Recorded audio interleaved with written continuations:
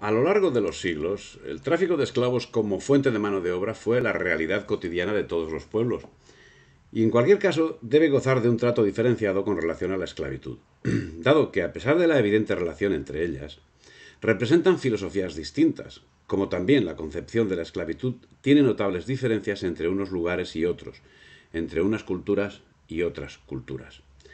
Una actividad económica que, centrándonos en la Edad Moderna, representó la principal motivación de los piratas del Mediterráneo, que acabaron generando un negocio que dio lugar a importantes sociedades que se dedicaban al suministro de mano de obra esclava a lo largo de toda la cuenca, destacando con luz propia las que tenían base en Argel, en Túnez y en Trípoli, donde hay datos que señalan que en cada una de ellas y mediado el siglo XVII existían poblaciones esclavas que alcanzaban decenas de miles de personas.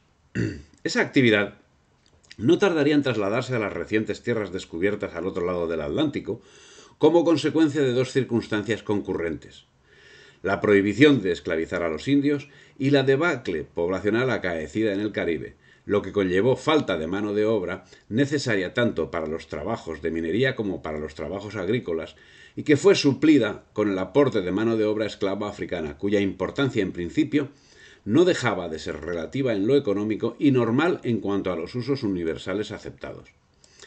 Es así como se dio inicio a una actividad que, si en principio fue moderada en la España americana, acabaría conociendo crecimientos significativos a lo largo del siglo XVIII y muy especialmente en la Cuba del siglo XIX, justo en los momentos en que, estrictamente por intereses económicos de las potencias desarrolladoras de los nuevos métodos de explotación, se barajaba de forma decidida la abolición universal de las formas de esclavitud no remunerada conforme era conocida hasta el momento. Es el caso que el aporte de población esclava africana a la España americana en los primeros tiempos se limitaba a los siervos que acompañaban a los conquistadores, que en ocasiones también tuvieron esa misma consideración de conquistadores. Posteriormente se incrementó el aporte con sucesivas expediciones de esclavos que llegaron a alcanzar una cifra que oscila entre los 200.000 y los 250.000, que arribaron a lo largo de un siglo, entre mediados del siglo XVI hasta mediados del siglo XVII, para cubrir puestos de trabajo especialmente en México y Perú. Es de destacar que el incremento del tráfico tuvo especial significación entre 1580 y 1640, periodo en el que se perfeccionó la unidad nacional con la incorporación de Portugal, asunto que no es de menor importancia, dado que justamente Portugal era la corona que más actividad de tráfico de esclavos estaba llevando a cabo. No obstante, en ese mismo periodo se calcula que fueron comercializados con destino a América un total de esclavos africanos cuyo número no baja de los 800.000. La diferencia, esos 600.000, necesariamente fueron objeto del tráfico llevado a cabo por las potencias europeas. Además, habría que sumar la cuota de esclavos que abastecía los mercados de África, tanto de la propia África negra como de la África musulmana, cuyas cifras parecen ser de una gran envergadura. Pero las cifras totales del tráfico a América llevado a cabo hasta el siglo XIX, donde Cuba acabó absorbiendo cerca de 900.000 esclavos, son muy superiores. Se habla de un total que ronda los 13 millones de personas, mujeres, niños y decididamente de forma más que significativa hombres, ya que los dos primeros grupos eran especialmente codiciados por los esclavistas africanos, únicos proveedores de los traficantes y cuyo precio los hacían prohibitivos. Lógicamente, el destino final de los mismos fue mayoritariamente a las colonias europeas y a Brasil. En cuanto al número de esclavos, un estudio de 1998 realizado por John Ilife en su obra África, Historia de un continente, que obvia el número de ingleses e irlandeses que tuvieron ese mismo destino, señala que el número de africanos esclavizados que atravesaron el Atlántico es el siguiente. En el periodo de 1601 a 1700, 1.868.000. De 1701 a 1800, 6.133.000. Y en el siglo XIX, 3.330.000, un total de 11.698.000. Fue a partir del siglo XVI cuando el interés de portugueses, holandeses e ingleses se fue centrando en el tráfico de esclavos, que alcanzó una cifra global muy difícil de determinar. Pero pasemos a ver las etapas que conoció ese tráfico humano. Desde la segunda mitad del siglo XV, y como consecuencia de la caída de Constantinopla, en poder de los turcos, a cuya circunstancia se unió el hecho de haber acabado la reconquista en su ámbito de influencia, Portugal se abrió al mar y cubrió las necesidades de mano de obra cerradas en Constantinopla con el aporte de mano de obra esclava procedente de África. Hasta el siglo XVI crearía asentamientos en África desde donde supliría el mercado que hasta la fecha había sido suministrado por el Oriente Mediterráneo. Así, se puede señalar el año 1441, cuando en las costas del Sahara, Antón González capturó 12 esclavos negros de religión musulmana y los llevó a Lisboa, con el inicio del comercio organizado de esclavos negros. Ese mismo año se fundó la Compañía de Lagos, a la que seguiría la Compañía de Argüín, que en 1450 llevaría a Portugal una primera remesa de 200 esclavos. Su actuación, que llegaría a traficar unos 2000 anualmente, siendo que en su mayoría eran vendidos en Europa y en otros lugares de la propia África, particularmente en Ghana, donde los locales se mostraban ávidos por la compra. En 1431 tuvo lugar la firma del Tratado de Alcasovas entre Juan I de Portugal y Juan II de Castilla. Los reinos hispánicos se repartirían la influencia atlántica, siendo que Castilla se veía vetada a navegar al sur de las Islas Canarias.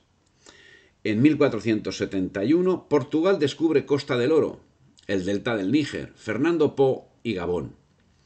En el 82, el río Congo. En 1486, el Cabo de Nueva Esperanza. En esta última expedición participó Bartolomé Colón y probablemente también Cristóbal Colón. Tras el descubrimiento de América, el Papa libró la bula Intercaetera, por la que la influencia en América quedaba asignada a Castilla y el de Asia a Portugal. El Tratado de Alcasovas sería actualizado en Tordesillas el 7 de junio de 1494, cuando se determinó que se haga y señale por el dicho mar océano una raya o línea derecha de polo a polo, convienen a saber del polo ártico al polo antártico, que es de norte a sur, la cual raya o línea que haya de dar de derecha, como dicho es, a 370 leguas de las islas del Cabo Verde, hacia la parte de poniente. Este tratado impedía a las naves castellanas y aragonesas comerciar con la costa africana.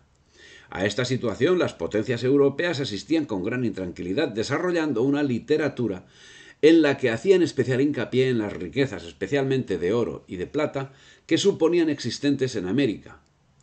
Incapaces de llevar a cabo una actuación similar a la emprendida por las Españas, optaron por las actuaciones ilegales, pues conforme señala Niall Ferguson, lo mejor que podían hacer era explotar las habilidades de sus marinos para robar a los barcos y asentamientos españoles. Es el caso que todas las sociedades a lo largo de la historia se han visto involucradas en el esclavismo. España también. Por lo que para el caso es necesario determinar las condiciones de la misma en cada caso y la consideración que también en cada caso tenía o tiene el esclavo. Siendo así, y siendo que la Edad Moderna es de claro predominio hispánico, resulta curioso detectar que la actuación de España en ese periodo y en ese asunto puede ser considerada de francamente modesta, cuando no marginal. En efecto, en ese periodo todas las potencias europeas, como en otros ámbitos de influencia otras potencias, estaban involucradas en mayor o menor medida en el tráfico. Desde el principio y hasta el final de la trata negrera con destino primero a Europa y luego a América, hubo portugueses, pero serían los ingleses quienes convertirían la trata en escandalosa, siendo que desde mediado del siglo XVII y todo el XVIII el tráfico por ellos realizado puede calificarse casi de hegemónico, seguidos en la labor por holandeses y por franceses, tras los cuales y en períodos concretos encontramos suecos, daneses, alemanes, usenses y, encriptados en ocasiones de forma oculta y en otras de forma manifiesta, judíos, con intereses de primerísimo orden en las compañías de las Indias occidentales y orientales. Esas cotas de escándalo tenían su justificación en la mentalidad de la cultura protestante, que suponía descendiente de Cam, de quien habrían heredado los vicios que al fin señalarían como justa su esclavización. Pero la esclavitud era una práctica universalmente admitida. Estamos hablando de la iniciada por Portugal en el siglo XV con esclavos procedentes del África Negra.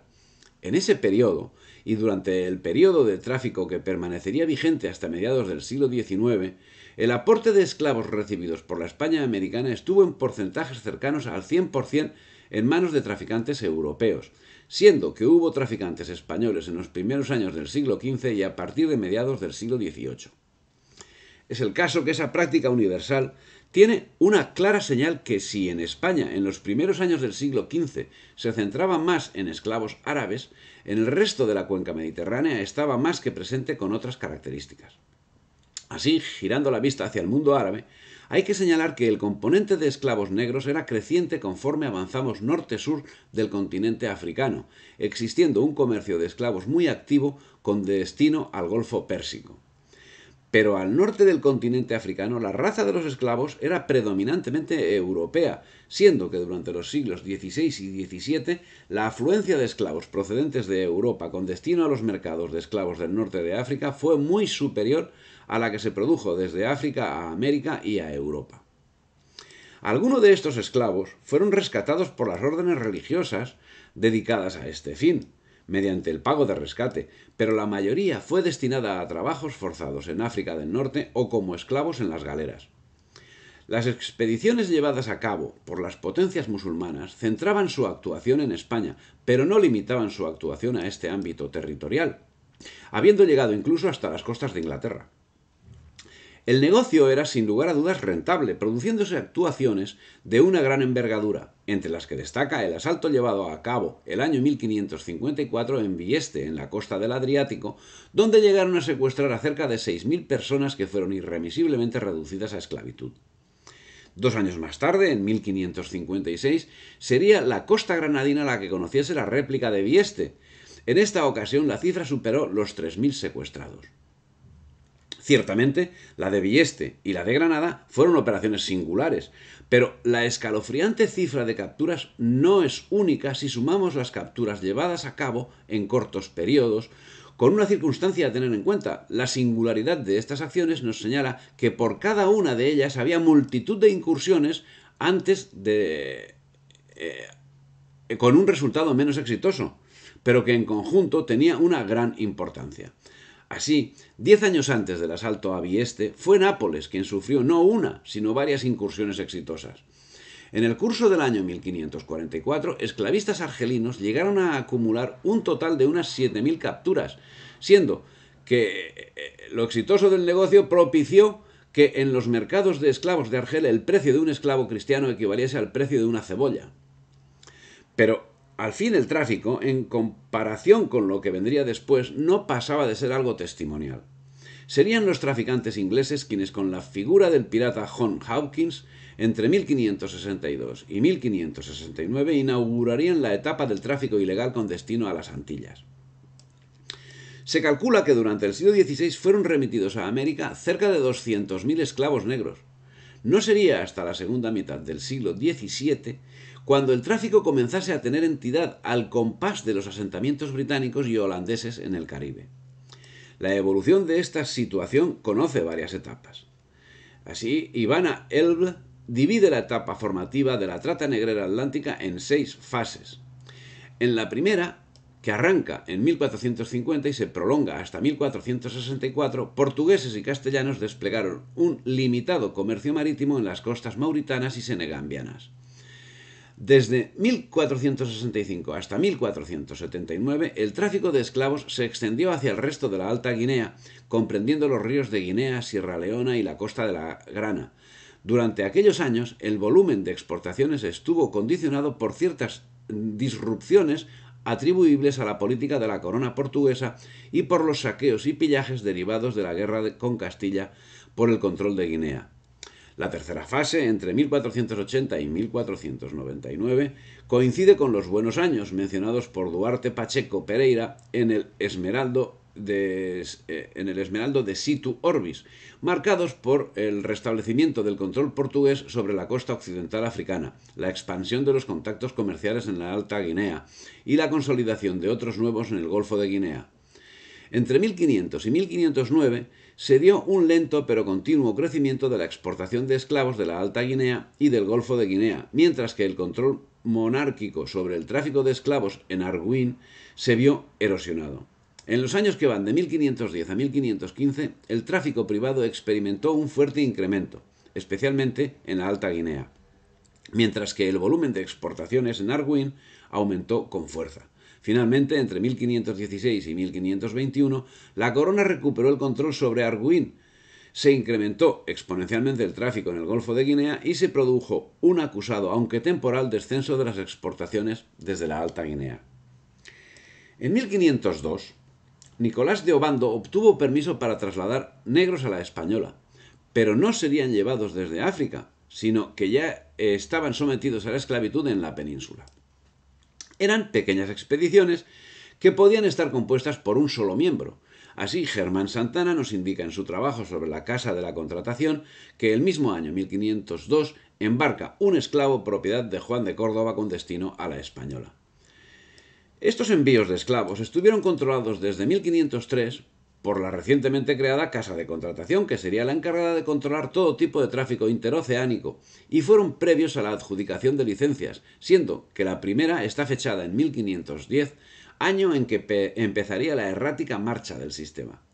En 1524 la Casa de Contratación pasaría a depender del recientemente creado Consejo de Indias. Un hecho económico que repercutiría en el tráfico sería la introducción del cultivo de la caña de azúcar en la Española el año 1505. Parece que esta circunstancia debió ser determinante para la adjudicación de licencias que, como queda señalado, se inició el año 1510 y cuyo objeto era suministrar mano de obra a los colonos que a partir de 1511 fueron autorizados a trasladarse a las nuevas tierras. En esta época, el aporte de mano esclava procedía de individuos residentes en la península y para facilitar la labor de la Casa de Contratación se estipuló que los nuevamente procedentes de África debían pasar primero por Sevilla, medida que acabó suprimiéndose por el alto coste que representaba la operación.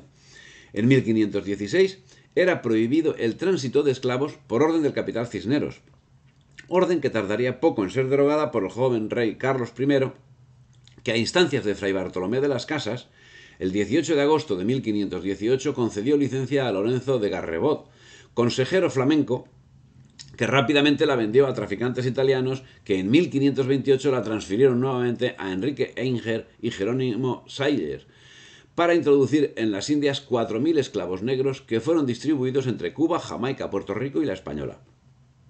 Mal empezaba ninguneando el decreto por el que su abuela Isabel I de Castilla abolía la esclavitud, pero, como demostraría con el tiempo, Carlos I no fue iniciativa suya, sino de Chevres y los demás trepas flamencos, siendo que Carlos I era un jovenzuelo.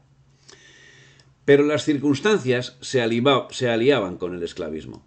Los indios adquirieron personalidad jurídica que se vieron confirmadas y ampliadas por las leyes nuevas de 1542.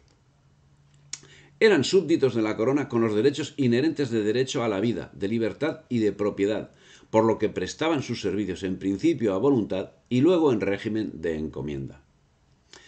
Pero en 1518 y 1519 se produjo una dramática epidemia de viruelas en el Caribe que diezmó la población, tanto de naturales como de españoles, pero que no afectó a la población negra, que si es inmune a la fiebre amarilla, también parece más resistente a la viruela. Este hecho aceleró el aumento de la población negra. La situación creada por las enfermedades hizo que creciese el aporte de esclavos africanos. Pero hay que decir que a pesar de ello, el tráfico de esclavos a lo largo del siglo XVI fue más que modesto. En 1533, el adelantado Francisco de Montejo obtuvo una licencia para introducir 100 esclavos de los dos sexos a su gobernación de Yucatán. Y en 1535 Rodrigo de Albornoz, contador de la Nueva España, obtuvo una licencia para introducir una cantidad semejante de esclavos, de los cuales un tercio eran mujeres. Pocos años después de la conquista, Hernán Cortés celebró un contrato con el tratante genovés Leonardo Lomeli para introducir 500 esclavos destinados a las haciendas del marquesado. En 1544, el Ayuntamiento de la Ciudad de México pidió y obtuvo la licencia para introducir 3.000 esclavos destinados al servicio de minas. Entre 1580 y 1650 se incrementó el comercio de personas esclavizadas provenientes de África occidental y oriental, de las grandes regiones de Senegambia, Guinea y Mozambique, y especialmente de África Central, el Congo y Angola.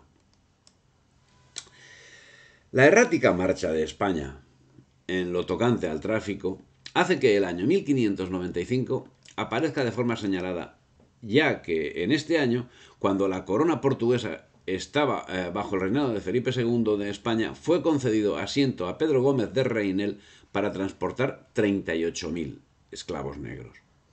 Así, en esta época se desarrolló el mercado de esclavos en Buenos Aires, lugar de arribada desde donde se distribuían a los puntos de destino que abarcarían desde el norte de Perú hasta Chile, atendiendo las demandas especialmente del Potosí. Pero en general, la tónica mantenida en España hasta finales del siglo XVIII se mantendría en los conocidos como asientos, por los cuales se autorizaba a que terceros países introdujesen esclavos en América. Así, hasta 1640, la principal mercancía llegaba al puerto de Buenos Aires era la madera de ébano, siendo que por las condiciones de la legislación española, por la actividad del comercio ilícito de los piratas y por la connivencia de las autoridades locales, el porcentaje de esclavos que arribó ilegalmente a Buenos Aires fue cercano al 100%. Pero el lugar donde más esclavos llegaban durante la etapa del asiento portugués era el puerto de Cartagena de Indias, donde nos señala Ildefonso Gutiérrez, llega un promedio mensual de unos 350 esclavos con una punta de 1.273 en febrero de 1601, cifras que por los datos obtenidos no serían alcanzados en lo sucesivo. La Compañía Real de Guinea llegó a contabilizar 800 esclavos ingresados en solo el mes de febrero de 1703, aunque los promedios mensuales fueron mucho más bajos. La que logró evitar el hacinamiento con una organización más racional en las importaciones fue la Compañía Inglesa, merced a una comunicación constante con Jamaica, que era el puerto de distribución, y la regularidad en el envío de sus navíos no excedió de los 400 esclavos en ningún mes. Pero esta actividad, dentro de la corona hispánica, quedaría truncada en 1640 como consecuencia de la separación de Portugal, no llegando a existir ninguna expedición hasta 1651. En Brasil, los esclavistas dieron lugar a la actuación de los conocidos como bandeirantes, que hacían incursiones en busca de esclavos indios. A ellos se enfrentarían en orden militar los principales afectados por la medida, los guaraníes, que recibieron formación militar y armas por parte del ejército español, de forma que pudieron enfrentarse a los bandeirantes de forma exitosa. Pero en cualquier caso, hasta la guerra de separación de Portugal, el tráfico atlántico de esclavos seguía teniendo una importancia menor. Fue, sin embargo, a partir de ese momento cuando adquirió especial importancia. Inglaterra, que había fomentado la sublevación de Portugal, como en las mismas fechas había hecho lo mismo en Cataluña, aprovechó la situación para desarrollar en toda su potencia el tráfico en un momento en que la situación de España no era la del siglo XVI. A partir de mediados del siglo XVII, ingleses, franceses y holandeses consiguieron sus primeros objetivos en su lucha contra España. No fue solo la guerra de Cataluña ni la de Portugal, ni tan siquiera la pérdida del Rosellón en el Tratado de los Pirineos. También en el Caribe comenzaron a ocupar primero aquellas islas que España desatendía para a continuación acometer mayores empresas, al tiempo que la piratería, ciertamente sin el éxito que deseaban estas potencias, al que sin embargo nos tienen acostumbrada la propaganda. En las islas que iban ocupando, en principio sin valor productivo, comenzaron la instalación de plantaciones de azúcar que necesariamente serían atendidas por esclavos africanos, al haber fracasado su funcionamiento con los esclavos blancos tomados en la misma Inglaterra, que no sobrevivían en un clima que les resultaba adverso.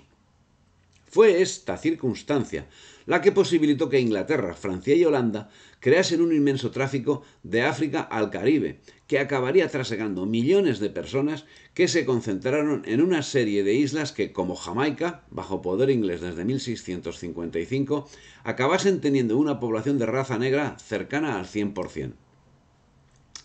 Con el establecimiento de las haciendas azucareras en las Antillas, las cafeteras en Brasil y las algodoneras en el sur de los Estados Unidos, el tráfico de esclavos se constituyó en uno de los negocios más fructíferos del Viejo Mundo. Portugal, Holanda, Francia y fundamentalmente Inglaterra armaron barcos negreros para el cruce del Atlántico. España no tuvo flota propia, pero aprovechó las ajenas que actuaron de forma legal o contrabandeando con el compromiso de la vista gorda de las autoridades locales americanas, especialmente a partir del descubrimiento de las minas de plata del Potosí. Por su parte, en los años finales del siglo XVI, los holandeses arrebataron en el Congo posiciones a los portugueses, desde donde remitirían remesas de esclavos especialmente destinadas a las colonias francesas e inglesas del Caribe, cuya distribución la realizarían desde la isla de Curazao, que había sido conquistada en 1634 por Bambalbeke, de la Compañía de las Indias Occidentales, compañía del fomento de la piratería controlada por judíos sefardíes. Desde esta pequeña isla se dedicarían, además al cultivo de la caña con mano de obra esclava, al contrabando de esclavos a toda la zona, en especial a Bermudas, que habían sido ocupadas por Inglaterra en 1612. En 1595, los holandeses envían su primera expedición a Guinea, y en 1612, los ingleses se establecen en las Bermudas. Es en este periodo cuando se observa un importante incremento en el tráfico, que conocería varios periodos coincidentes con hechos de envergadura histórica, con hitos en 1640, año de la separación de Portugal de la corona hispánica, y 1700, inicio de la Guerra de Sucesión y posterior Tratado de Utrecht en 1714. En 1642, Francia introduce esclavos africanos en la Martinica. Uno de los motivos que dieron ocasión a la Guerra de Sucesión española es, sin duda, el control del tráfico de esclavos.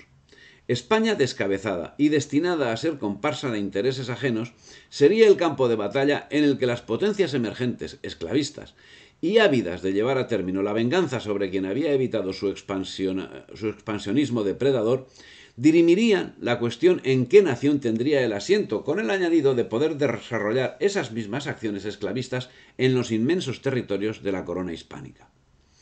Es en estos momentos cuando el tráfico en manos de ingleses, franceses y holandeses alcanzaría cotas de escándalo que se mantendrían vigentes hasta que los intereses comerciales determinaron la abolición de este tipo de esclavitud para dar paso a la nueva esclavitud basada en el salario. En este periodo se desarrolló un tráfico que hasta la supresión de la esclavitud conforme era entendida hasta el momento, llegaron a cruzar el Atlántico las 4/5 partes del total de los esclavos enviados en todo el periodo de la trata.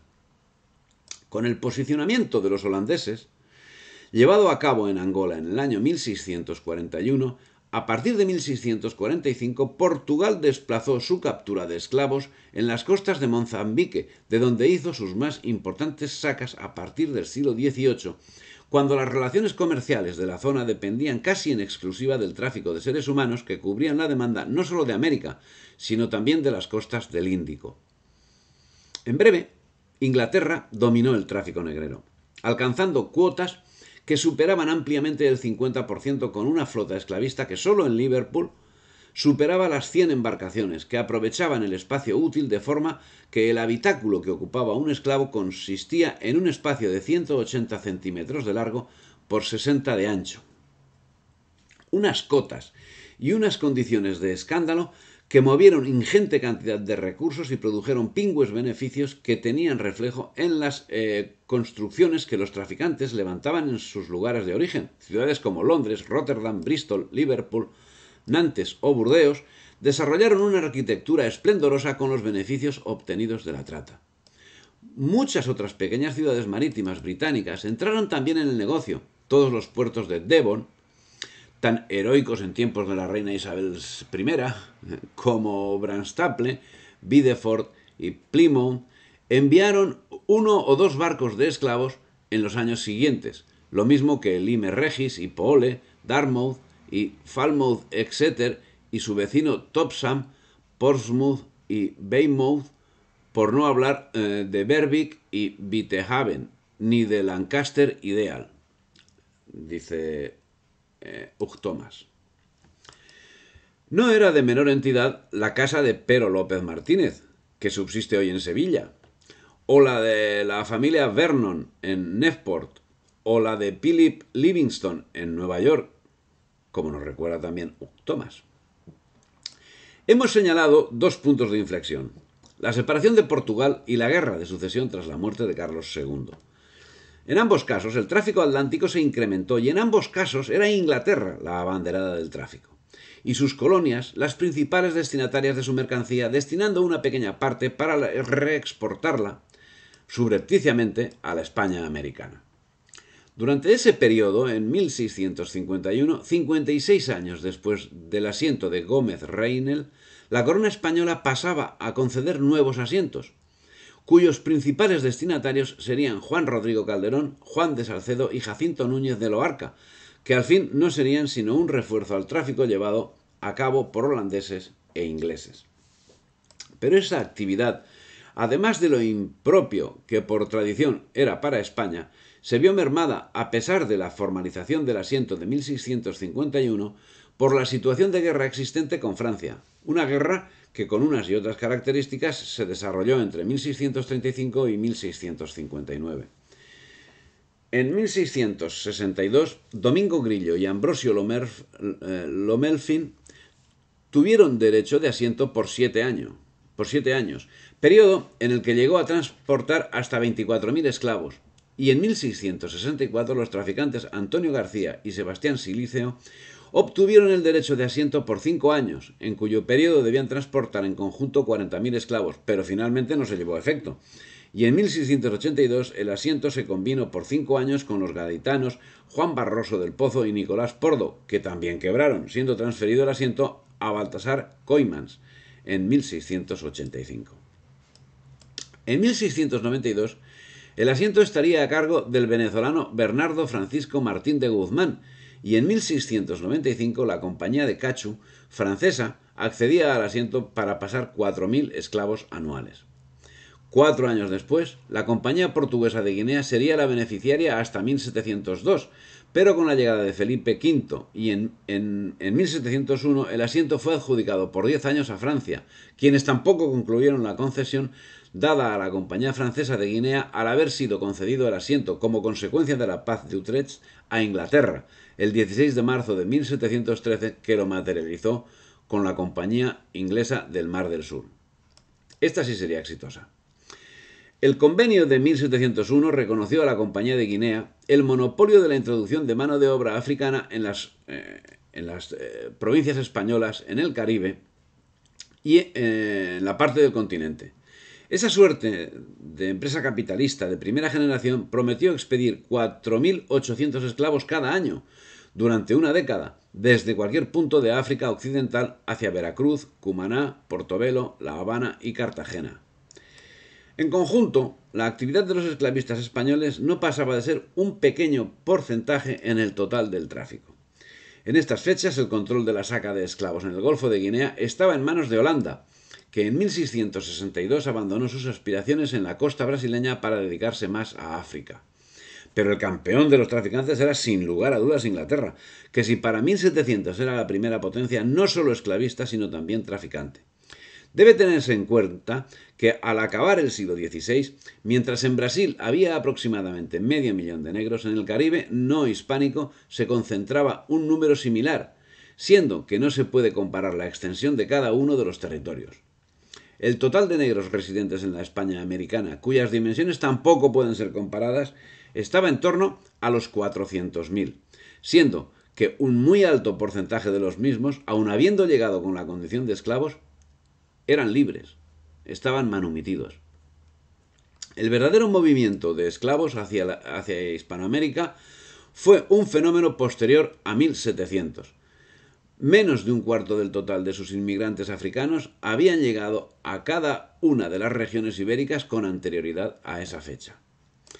El total de esclavos existentes en las colonias británicas del continente no llegaba a los 10.000. 10 años más tarde, la cifra se había multiplicado por 5, y en 1776 era ya más de 500.000, un quinto de la población total, y los indios exterminados. En 1713, y como consecuencia del Tratado de Utrecht, se convirtió prácticamente en monopolista del tráfico. un desfile de antorchas a través de Londres acogió la noticia de la concesión del Tratado de Utrecht. Se creía que habían vuelto los días de la prosperidad. Ya se preveía esto en el discurso del Parlamento de la reina Ana el 6 de junio de 1712. Hemos insistido y obtenido que el asiento o contrato para proveer de negros a las Indias Occidentales españolas se hiciera con nosotros por 30 años. Viéndose España sometida al cumplimiento de los objetivos que le eran marcados, en concreto en el tema que nos ocupa, se vio abocada a la creación de almacenes para la recepción, clasificación, control sanitario y todos los trámites relacionados con los esclavos que con el nombre de factorías creó en los puertos de Cartagena, Veracruz, Panamá, Portobelo, Campeche, La Habana, Caracas y Buenos Aires, siendo que todas ellas estarían supervisadas por agentes británicos desplazados al efecto. Es en estos momentos cuando se incrementa el tráfico de esclavos a la España americana. Su origen, Congo, Gambia, Sierra Leona, aunque nunca se sabrá el origen de los mismos, ya que llegaban a estos puntos después de haber sido esclavizados en el interior de África, por esclavistas negros que los llevaban a los puntos de embarque, donde eran intercambiados por armas, herramientas, utensilios varios y chucherías. Hacia la década de 1720, Hispanoamérica importaba 20.000 esclavos al año, cantidad que mantuvo bastante estable hasta la primera década del nuevo siglo. En la década de 1810, sin embargo, la cifra se duplicó a más de 50.000 al año y llegó a su pico en la década de 1830 con más de 54.000 esclavos al año. Pero la labor no terminaba ahí. Así, en 1715, Inglaterra instala en La Habana la primera factoría dedicada a la entrada y venta de esclavos en la isla. Su titular, Ricardo O'Farrill. Y en la década de 1720 a 1730 son transportados grandes cargamentos de negros a Minas Gerais, en Brasil, donde los intereses británicos eran prioritarios. No en vano Portugal había caído en la órbita británica en 1640, 73 años antes del Tratado de Utrecht. Cierto que Inglaterra no estaba sola en la labor. Señala Hugh Thomas que en el último decenio del siglo XVIII un 15% de su flota estaba destinada al comercio con Guinea, y casi todos estos buques transportaban esclavos, pero también permitía que franceses y holandeses participasen activamente sacando esclavos de Nigeria y Senegambia, y Portugal, bajo la órbita de Inglaterra, creó la compañía de Corisco, que operaba en el Golfo de Guinea. En total llegaron a crearse en la costa africana 43 instalaciones o factorías de recepción de esclavos. Francia tenía su centro de trata en Nantes, desde donde envió unos 800 navíos negreros entre 1725 y 1789, siendo que el puerto de Nantes y a lo largo de todo el siglo XVIII, según señala Hugh Thomas, partieron más de 1.400 expediciones de la trata, en franca competencia con Liverpool. Los desembarcos de la trata francesa se concentraron principalmente en el periodo comprendido entre 1725 y 1800. En estos años, más de 4 de cada 5 cautivos africanos fueron enviados al Caribe francés en la era esclavista. En la década de los 50 del siglo XVIII, la Compañía Real de La Habana, que había sido constituida en 1740, tomó el encargo del tráfico, al haber llegado a su fin la licencia de la Compañía de los Mares del Sur, y en 1765 fue suplida por la Compañía Gaditana de Negros, que con naves de bandera y tripulación francesa e inglesa intentó llevar a cargo la labor, pero el negocio acabó siendo ruinoso, a pesar que en 1777, con el Tratado de San Ildefonso, España adquiriese Fernando Po con el fin de establecer una factoría negrera, que no llegó a formalizarse. La Compañía Gaditana de Negros fue disuelta el año 1779. Finalmente, este mismo año, el mismo de la Revolución Francesa, España liberalizó en principio por 2 años el comercio negrero para españoles y para extranjeros. El plazo se iría ampliando hasta que fue totalmente liberalizado mediante Real Decreto de 23 de enero de 1800. El desarrollo de la Guerra de Independencia Husense, que tuvo lugar entre 1775 y 1783, tuvo algo que ver en el desarrollo de la trata no británica. Como consecuencia de este enfrentamiento, Inglaterra transportó menos de 200.000 esclavos, cifra menor a la de los años 60, siendo superada por el tráfico francés, que transportó casi 300.000 en esas mismas fechas. En los 10 años entre 1780 y 1790 se transportaron al menos 750.000 esclavos a través del Atlántico, de los cuales unos 325.000 acaso por Gran Bretaña, con Liverpool como siempre el puerto dominante. Cierto es que en Newport, en Rhode Island, arruinada por la larga ocupación británica durante la Revolución, ya no figuraba como primer puesto negrero de Estados Unidos, pero ocuparon su lugar los cercanos Bristol y Providence, también Rhode Island, así como Boston y Salem en Massachusetts, por no mencionar Filadelfia y Charleston. En los años 80, unos 40 barcos al año zarpaban desde Estados Unidos hacia África. Una minucia comparada con Europa, pero que parecía un buen principio para el comercio independiente. Las actividades inglesas en Cuba, especialmente intensas desde la toma de La Habana en agosto de 1762, llevarían a presentar como necesidad imperiosa la importación de mano de obra esclava a la isla. Cierto que los ejércitos ingleses abandonaron la isla, pero no hizo lo mismo el ejército de mercaderes que, si en la década de 1720 había iniciado su particular colonización, ya no la abandonaría nunca. Así, la compañía Baker and Dawson fue la beneficiaria de la apertura a la actividad esclavista en la isla, mientras otra compañía inglesa, la Tarleton and Co., suministraba otros mercados. A pesar de todo, según señala Hugh Thomas, mientras en Cuba había 50.000 esclavos en 1787, en las islas inglesas había 450.000. El mercado de esclavos, evidentemente, y con el control efectivo llevado por los traficantes ingleses, estaba condenado a desarrollarse espectacularmente en Cuba, donde además intentaban abrirse una brecha de mercado traficantes ingleses, franceses, suecos y daneses. Esta situación, auspiciada por las demandas de los terratenientes, propició que el 28 de febrero de 1789 fuese proclamada Real Cédula concediendo libertad para el comercio de negros con las islas de Cuba, Santo Domingo, Puerto Rico y Puerto Cabello, en la provincia de Caracas, a españoles y extranjeros. Los españoles y los extranjeros que por tiempo de 2 años llevaren negros a las expresadas islas y provincia de Caracas para traficar con ellos, los podrán vender libremente a los precios que concierten con los compradores, sin que por parte del Ministerio Real ni Municipal se les ponga tasa alguna, ni en este asunto tendrán más intervención que la de estar a la mira para evitar el contrabando y celar que los negros sean de buenas castas y calidades. Eso dice la Real Cédula de 1789. Si bien esta Real Cédula liberalizó la trata negrera en buena parte de las Américas españolas, lo hacía por un plazo de 2 años, al cabo de los cuales se prorrogó por 6 años más. Merced a esta situación, no tardaron los traficantes usenses, con alto porcentaje de ingleses que por la legislación inglesa no podían operar, en hacerse con el control, dedicando a la misma varias decenas de embarcaciones. No es de extrañar este hecho, dado que por estas fechas Estados Unidos estaba tomando el relevo a Inglaterra en el tráfico como consecuencia de la política inglesa que estaba cambiando el modo de esclavizar y al tiempo que gestaba una legislación para combatir el tráfico, estaba utilizando sus buques esclavistas para trasladar a Australia y Nueva Zelanda a sus propios excedentes de población que estaban resultando crecientes como consecuencia de la Revolución Industrial.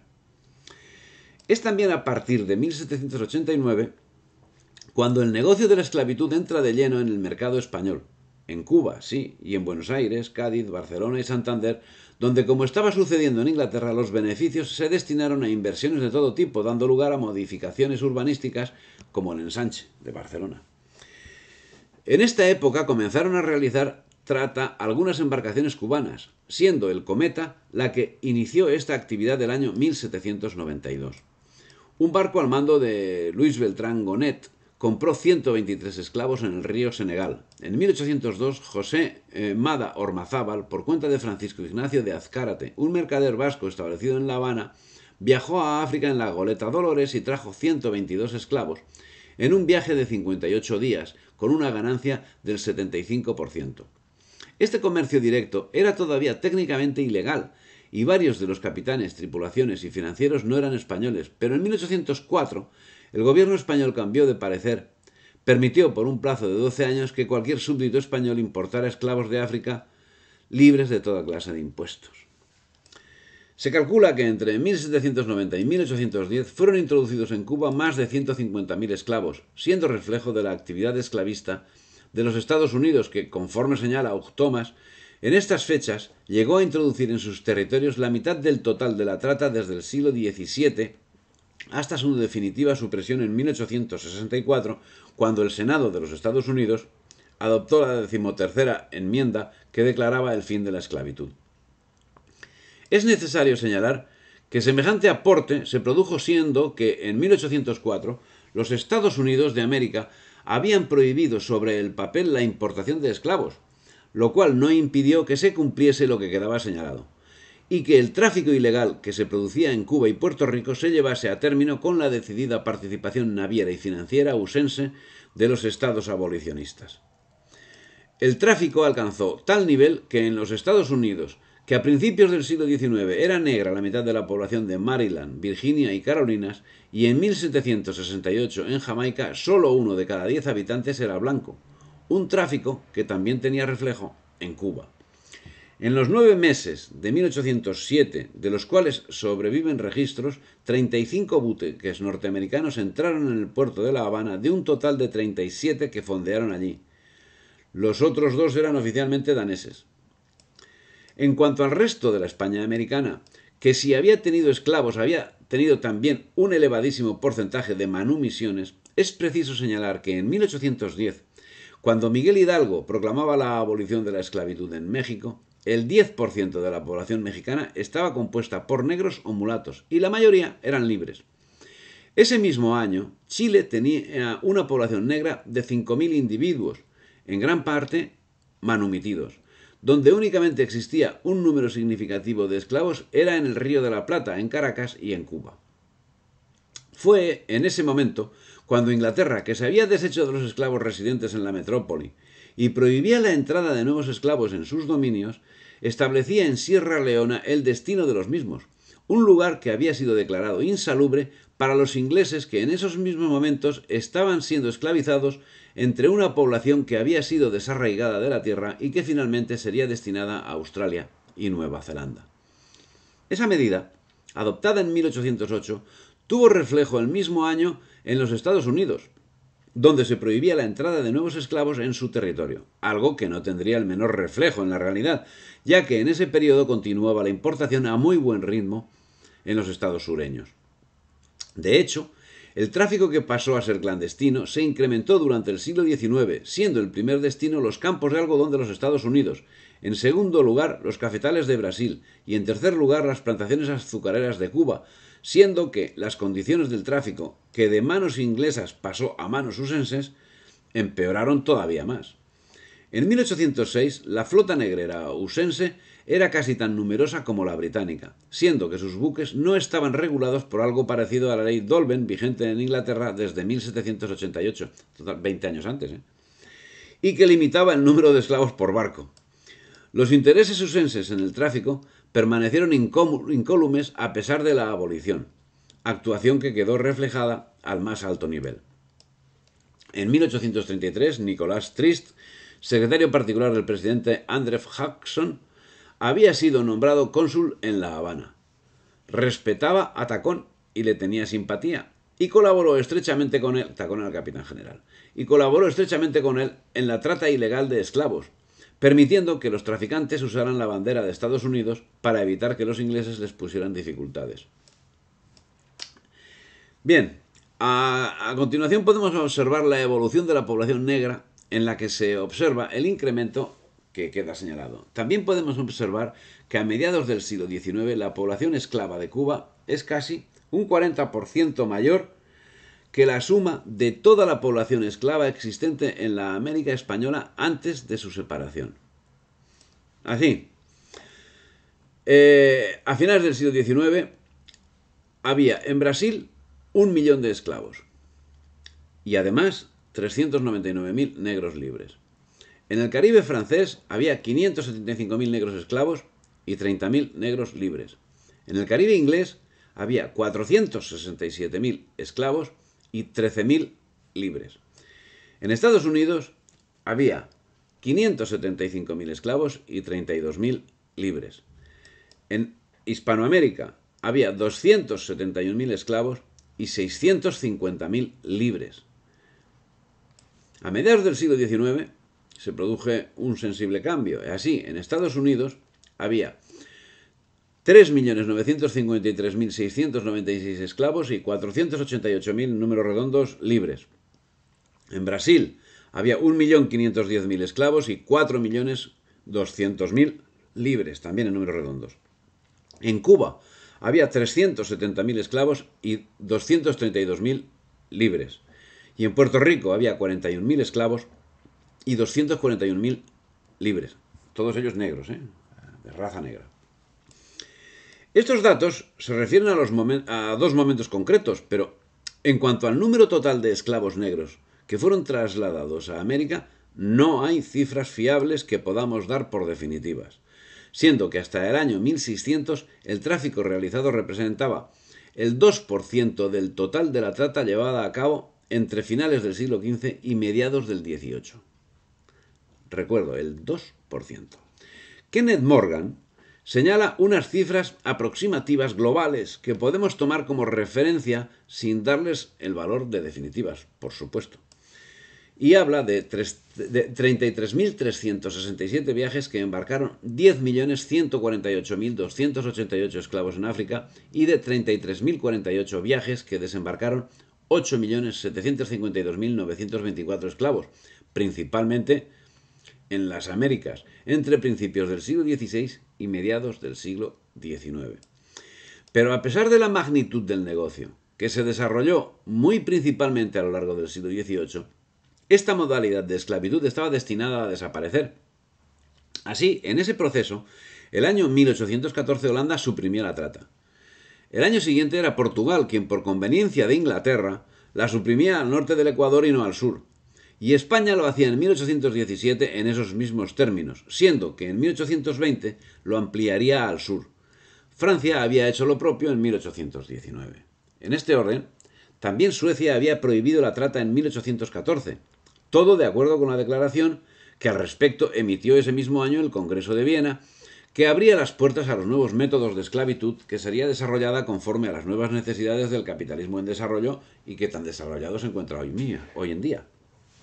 Pero, al propio tiempo que sucedía eso, desde 1820 se produjo un incremento del tráfico que aportó más de 30.000 esclavos a Brasil y unos 14.000 a Cuba y Puerto Rico, de forma que entre 1780 y 1822 se dobló el número de esclavos radicados en América, siendo que a Cuba llegaron del orden de 800.000. En el cuadro anterior, ya señalado, destaca sensiblemente, además del enorme incremento de la esclavitud en los Estados Unidos y el segundo puesto detentado por Brasil, el incremento de la población esclava en Cuba, asunto que tratamos en otro lugar. Pero la relación de este tráfico no debe cegar otro tráfico que se venía desarrollando hacia Oriente, donde ni la legislación generada al respecto, ni la actividad de la sociedad antiesclavista, creada en Inglaterra el año 1821 y presidida por William Wilberforce, parlamentario británico que defendió la ley de abolición de la esclavitud, mostraba ningún interés sobre unas prácticas que bajo el Imperio Británico se desarrollaba con absoluta normalidad. Es el caso que, acabada la trata de esclavos en África, empezó la colonización del continente. Como venía sucediendo con anterioridad, los traficantes árabes enviaban también en el siglo XV y sucesivos esclavos de África Central a los mercados de Arabia, Irán e India. Pero fue a partir de 1830, cuando Inglaterra ya había abandonado el tráfico, cuando los árabes volvieron a convertirse en los principales traficantes. Así, muchas embarcaciones árabes desde diferentes puertos de Mozambique transportaron gran número de esclavos para las islas Comores y Madagascar, entre otras regiones. La ciudad de Zanzíbar, a partir de 1839, se convirtió en un verdadero centro del tráfico de esclavos en la costa oriental de África. A partir de 1854, el tráfico de esclavos para las islas francesas pasó a llamarse exportación de trabajadores libres. Esto se debió a la prohibición del tráfico y al control de los ingleses en el Índico.